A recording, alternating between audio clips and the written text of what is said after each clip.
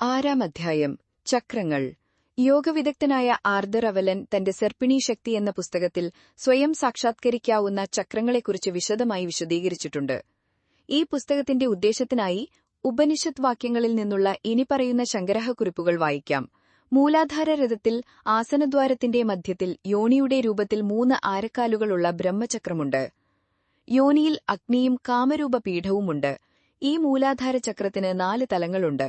6 തലങ്ങളുള്ള അധിവത് ചക്രം ഉപസത്തിന്റെ അടിഭാഗത്താണ് സ്ഥിതി ചെയ്യുന്നത്. പടിഞ്ഞാറോട്ട് അഭിമുഖമായി പവിഴമുകുളം പോലെയുള്ള ഒരു ലിംഗമുണ്ട്. സകലലോക വശങ്കരത്തിന്റെ ഇരിപ്പിടമായ ഒടിയാന പീഠമുണ്ട്. 3ാമത്തേത് 5 സർപ്പിളങ്ങളുള്ള നഭി സസുരമാണ്.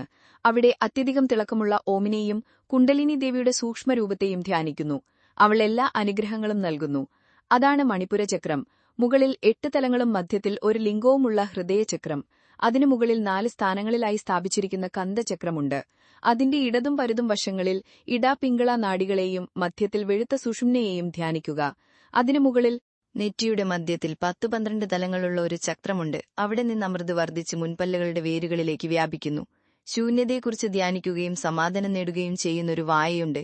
7ാമത്തെ ചക്രം പുരികത്തിന്റെ മധ്യമാണ്, ഒരു തള്ളവിരലിന്റെ വീതി. അവിടെ ബുദ്ധിയുടെ ജ്വാല പോലുള്ള പ്രകാശം എല്ലാ സംസാര ശക്തികളും നൽകുന്നു. അതിനു മുകളിൽ ആജ്ഞാചകാരവും ബ്രഹ്മരന്ധ്രവുമുണ്ട്. മോക്ഷം നൽകുന്ന ജലന്ധരപീഠമുണ്ട്. മുകളിലേക്ക് വിരിയുന്ന 6 തലങ്ങളുടെ മധ്യത്തിൽ 9ാമത്തെ ആകാശശകാരമാണ്, പരമതി കോണം. അതാണ് എല്ലാ അനുഗ്രഹങ്ങളും നൽകുന്ന പൂർണ്ണഗിരിപീഠം. മുകളിൽ പറഞ്ഞ ചക്രങ്ങളിൽ സൂക്ഷ്മസ്ഥൂല സ്ത്രീ മഹാബിന്ദുവിൽ നിന്നും പരമാത്മാവിൽ നിന്നും അവയുടെ രൂപങ്ങളിൽ നിന്നും ഞാൻ ചക്രങ്ങളെടുത്തത് വശ്യരാഹ സമ്പ്രദായമനുസരിച്ച് മഹാബിന്ദു ഉണ്മണി, സമാന വ്യാപിക ശക്തി നദണ്ഡനാഥ, റോഡിനി, അർദ്ധചന്ദ്രൻ, ബിന്ദു 2. താഴത്തെ ചക്രങ്ങൾക്കിടയിൽ സുരന്തി, മുടി, ക്ഷൂ പോലെയുള്ള ചില ശൂന്യതകളുണ്ട്. ഇക്കാര്യത്തിൽ ദയവായി 2ാം അധ്യായമായ 2ാം ജപ്തം നോക്കുക. മുകളിലുള്ള ഊർധ്വചക്രത്തിൽ മഹാബിന്ദുവിൽ നിന്നുള്ള 4 ചക്രങ്ങൾ ആ ജപ്തത്തിലെ സഗുണശിവനിൽ മുഴുകിയിരിക്കുന്നതായി തോന്നുന്നു. 3.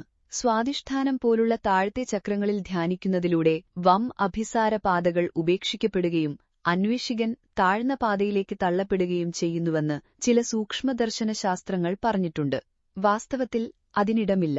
താഴേക്കുള്ള സ്പധാമിനകളെ മുകളിലേക്ക് ചൂണ്ടുന്നവയാക്കി ഊർധ്വരേതങ്ങളുടെ സത്ത അഥവാ വലിച്ചെടുത്ത സന്തോഷമുള്ളവ ഉൽപ്പാദിപ്പിക്കുക എന്നതാണ് യോഗ പരിശീലനത്തിന്റെ ലക്ഷ്യം.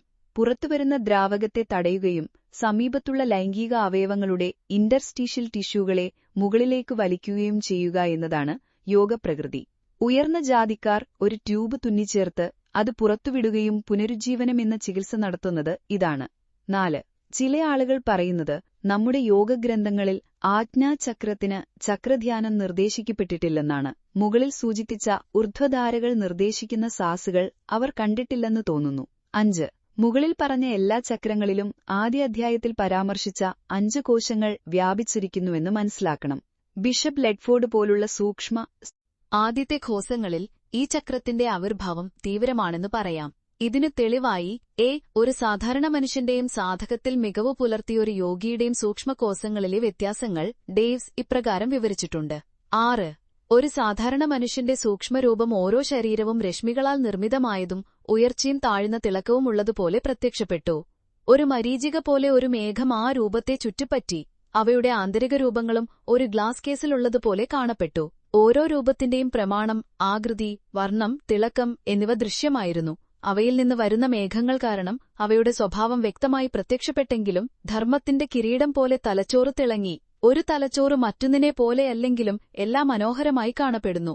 സൂക്ഷ്മശരീരം മുകളിലെ ലോകത്തേക്ക് പോയപ്പോൾ ഭൗതിക ശരീരവുമായി സാമ്യമുള്ളതിനാൽ തലച്ചോറിന്റെ ഘടന കൂടുതൽ മനോഹരമാണെന്ന് കാണപ്പെട്ടു.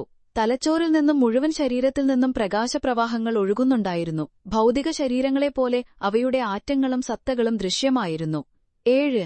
പരിശീലനം ലഭിച്ച ഒരു അന്വേഷകന്റെ രൂപം പരമമായ വസ്തുവിനെക്കുറിച്ചുള്ള ധ്യാനസമയത്ത് തലച്ചോറിന്റെ മുകൾ ഭാഗം മനോഹരമായി പ്രകാശിക്കുന്നതായി കാണപ്പെട്ടു. തലച്ചോറിലെ ധർമ്മബുദ്ധ തലങ്ങൾ ഒരു തരം മൃദുവായ സ്വർഗീയ പ്രകാശം പുറപ്പെടുവിക്കുകയും അത് ഭൗതിക തലയ്ക്ക് മുകളിൽ നിന്ന് 4 അടി ഉയരത്തിലേക്ക് വ്യാപിക്കുകയും മുകളിൽ ബുദ്ധിയുടെയും സ്നേഹത്തിന്റെയും പ്രവാഹങ്ങൾ മൂലമുണ്ടാകുന്ന പല നിറങ്ങളിലുള്ള 20 ഇഞ്ച് വൃത്തം കാണപ്പെടുകയും ചെയ്തു. ഇതാണ് ആത്മാവിന്റെ പ്രകാശം. പ്രാണ ഊർജ്ജങ്ങൾ താഴേക്ക് രൂപപ്പെടുകയും മുകളിലേക്ക് നീങ്ങുമ്പോൾ മനസ്സിന്റെയും ബുദ്ധിയുടെയും ഹൃദയത്തിന്റെയും തല കൂടുതൽ തിളക്കം നേടുകയും ചെയ്തു.